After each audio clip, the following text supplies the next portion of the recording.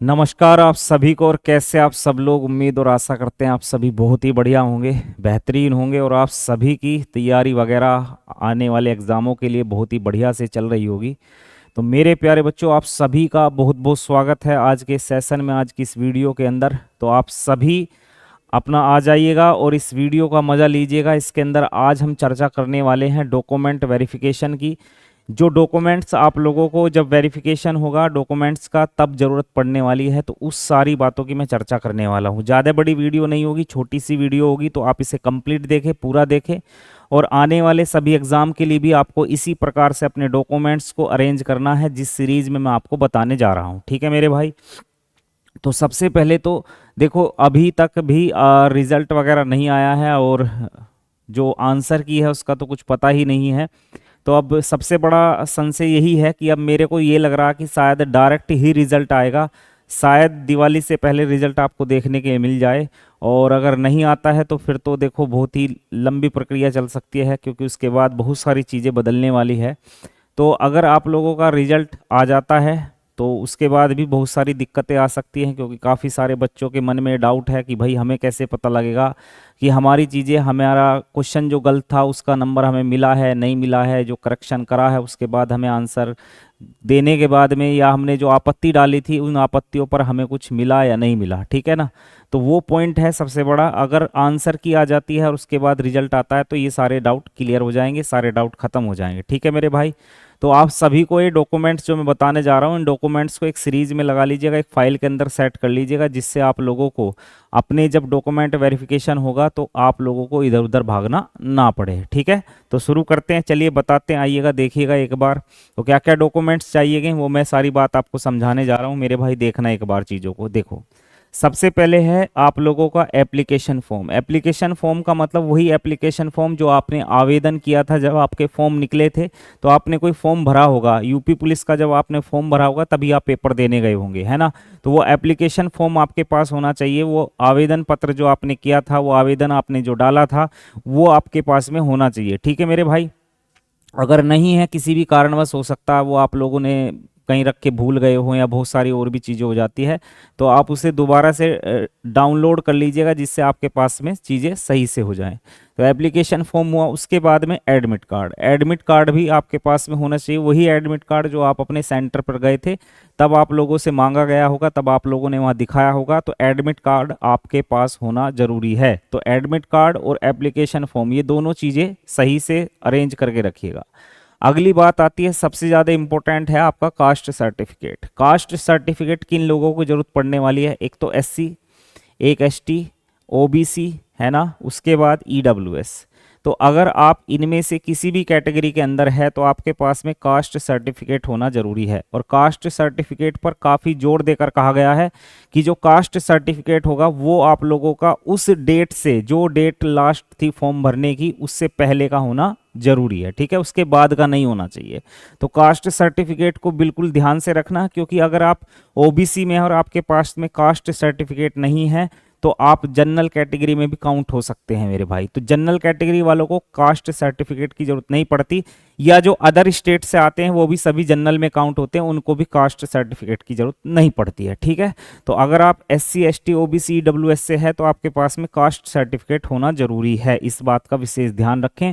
और caste certificate के अलग भी कुछ सर्टिफिकेट होते हैं, जैसे हमारे बहुत सारे ऐसे भाई होते हैं जो एक्स सर्विसमैन वगैरह होते हैं, स्वतंत्रता सेनानी वगैरह होते हैं, तो उनके पास में वो जो एफिडेविट होता है, उनका जो सर्टिफिकेट होता है, जैसे एक्स सर्विसमैन है तो एक्स सर्विसमैन का उन्हें एक पत्र मिला होगा जहाँ से वो उन्होंने जब रिटायर हुए होंगे तो उन्हें वो सर्टिफिकेट मिलता, तो उनके पास में वो सर्टिफिकेट होना जरूरी है, जिससे ये पता लग सके कि आप एक्स सर्विसमैन है या ये चीज़ें आपके पास है नहीं है। उसके बाद आते हैं डोमिसाइल। डोमिसाइल यानी मूल निवास। मूल निवास भी आपके पास में होना जरूरी है। ठीक है मेरे भाई। तो अगर मूल निवास आपके पास में है, कास्ट सर्टिफिकेट आपके पास में है, एडमिट कार्ड, एप्लीकेशन फॉर्म आपके पास में है, तो बहुत ही बढ़िया बात है आपके लिए। ठीक है। आगे बात करते हैं, तो आपके 10th और 12th की मार्कशीट। मार्कशीट के साथ में सनद। पहले क्या था कि भैया मार्कशीट अलग मिलती थी, सनद अलग मिलती थी, पर जो आप लोगों के 10-11 के बाद के पास आउट बच्चे हैं उनको जो है क्या कि आप लोगों की जो मार्कशीट है और सनद है वो एक जगह कंबाइंड होकर आती है, यूपी बोर्ड और सीबीएसई बोर्ड दोनों में ही। सीबीएसई बोर्ड में तो काफ़ी पहले से आती है, यूपी बोर्ड में भी आने लगी है। तो मार्कशीट और सनद जो होगी वो कंबाइंड होगी एक ही जगह, ठीक है। जिनकी कंबाइंड नहीं है वो अलग अलग अपनी सेट करके रखो कि 10th की मार्कशीट उसके साथ 10th की आपकी सनद, 12th की मार्कशीट उसके साथ 12th की आपकी सनद, ठीक है भाई। उसके बाद आते हैं पासपोर्ट साइज फोटो। जो आपके पास फोटो होंगे, आपको फोटो रखने करंट के फोटो, करंट के मतलब हाल ही के फोटो आपको लेके जाने हैं। और फोटो में आप लोगों को ऐसा ही दिखने का प्रयास रखना है जैसा आपका एडमिट कार्ड और एप्लीकेशन फॉर्म में आपने अपने फॉर्म भरते समय जो फोटो लगाया था, कोशिश करिएगा आप उसी फोटो की कॉपी लेके जाएं। और अगर आप करंट के फोटो भी खिंचा लेते हैं, 15-20 फोटो आपके पास में होने चाहिए। मैं तो ये कह रहा हूँ 20-25 फोटो रख लो, कोई दिक्कत वाली बात नहीं है, क्योंकि आगे भी आप लोगों की प्रक्रिया स्टार्ट होगी तो आपको फिर जरूरत पड़ने वाली है, ठीक है भाई। तो यहाँ आपके पास में जो है 20-25 पासपोर्ट साइज फोटो होनी चाहिए, प्लान उनकी बैकग्राउंड होनी चाहिए।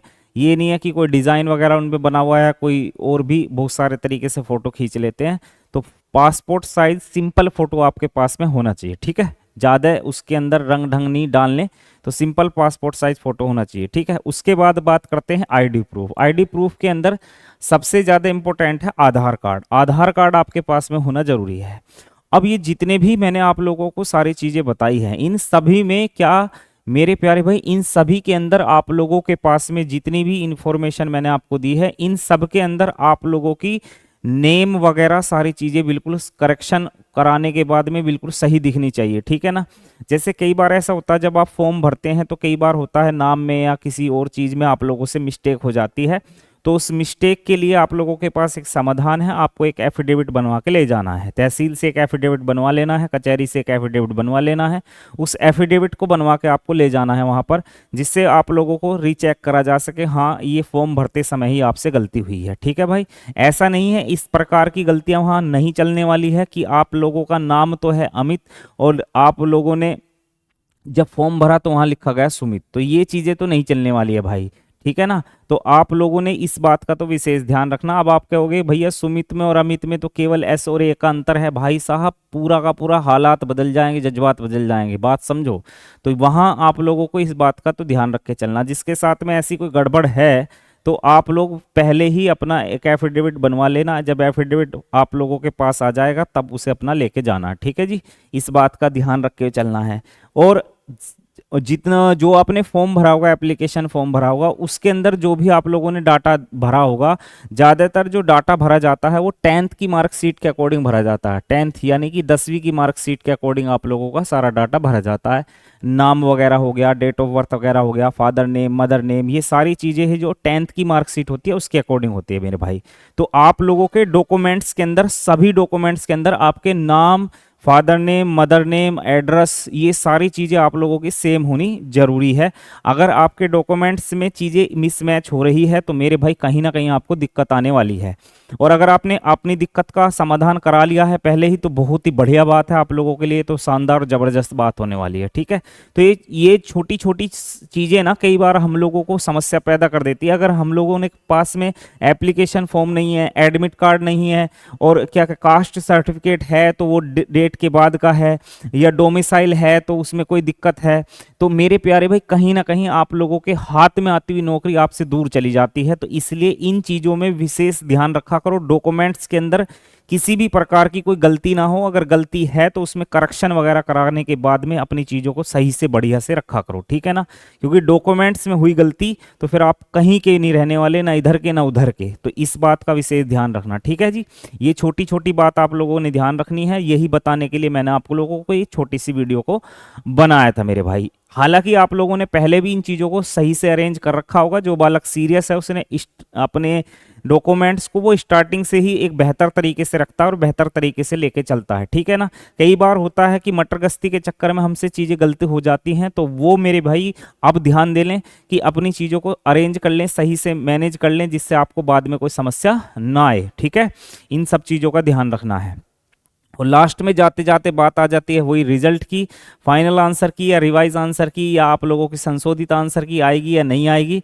आंसर की के तो चांस लग नहीं रहे सर, अब है या नहीं है। आप लोगों को भी फील होगा आपने अब से 1 डेढ़ 2 महीना पहले जो किसी की वीडियो देखी होगी, हमने भी बनाई थी, तो उसमें ये बोला गया था कि अक्टूबर के स्टार्टिंग में आप लोगों को जो है अपनी संशोधित आंसर की या रिवाइज आंसर की या फाइनल आंसर की देखने के लिए मिल सकती है, जबकि ऐसा हुआ ही नहीं है। अक्टूबर का लास्ट होने जा रहा है और अक्टूबर के लास्ट में इस माह के अंत तक आप लोगों को रिजल्ट देने की बात कही गई थी। तो रिजल्ट आने के चांस तो बन रहे हैं पर आंसर की के चांस नहीं बन रहे हैं, और यहां पर इस प्रकार से काफी सारे बच्चों के साथ में गड़बड़ हो सकती है, कुछ ना कुछ समस्या आ सकती है। तो मेरा मानना तो ये, मेरा कहना भी यही है कि एक बार आंसर की आ जाए, फाइनल डाल दो, संशोधित डाल दो, बस डाल दो, कोई भी एक आंसर की डाल दो, उसके 2 3 4 5 दिन बाद आप रिजल्ट डाल दो, भले ही आप 10 दिन लेट डाल दो, कोई दिक्कत वाली बात नहीं है, पर पहले आंसर की आ जाए, उसके बाद रिजल्ट आ जाए, तो सारी प्रक्रिया फिर एक मस्त तरीके से चलेगी, एक बढ़िया तरीके से चलेगी, कोई दिक्कत परेशानी नहीं आएगी। और अगर डायरेक्ट ही रिजल्ट आता है तो मेरे को तो पूरे पूरे चांस लग रहे हैं, तो समस्या तो आनी है सर इसके अंदर, फिर भर्ती में कहीं ना कहीं दिक्कत आने वाली है, क्योंकि बच्चे कहीं ना कहीं फिर अपनी बात को लेके कोर्ट तक जरूर जाएंगे कि हमारे साथ में गड़बड़ हुई है, हमें शायद इसका नंबर नहीं मिला, या मिला तो हमें कैसे पता लगेगा मिला या नहीं मिला। तो ये सारी चीजें बच्चे फिर कहीं ना कहीं कोर्ट में जाके जरूर बोलने वाले हैं, और काफी सारी हद तक बच्चे जाएंगे, क्योंकि जो ये बालक 1 या 2 को नंबर से रहेगा ना, वो कहीं भी छोड़ेगा नहीं चीज को, वो सोचेगा कि मैं इस चीज के अंत तक लड़ूंगा, मैं इसमें अंत तक रहने वाला हूं, ठीक है ना। तो इस बात का विशेष ध्यान रखें, और मेरे भाई अगर आंसर किया जाए तो बहुत बढ़िया रहने वाला है, ठीक है। मैंने अपने पिछली 4 5 वीडियो में जो भी मैंने बनाई है आप लोगों के लिए, मैं बार बार यही बात बोल रहा हूँ कि आंसर की आ जाए, आंसर की के बाद ही रिजल्ट आता हुआ अच्छा लगेगा, और अगर आंसर की नहीं आती, डायरेक्ट रिजल्ट आता है, तो बच्चों के लिए कहीं ना कहीं परेशानी पैदा होने वाली है, ठीक है ना। तो ये सारी चीज़ें मैंने को आपको बतानी थी डॉक्यूमेंट्स वगैरह के बारे में, और पीएचटी पीईटी के बारे में मैंने आप लोगों के लिए पहले ही एक वीडियो बना दी थी, वो आप लोगों ने देख ली होगी, ठीक है मेरे भाई। और मुलाकात होगी किसी अगली वीडियो में, तब तक के लिए आप सभी को नमस्कार, राम राम, प्रणाम, जय श्री राम, जय हिंद।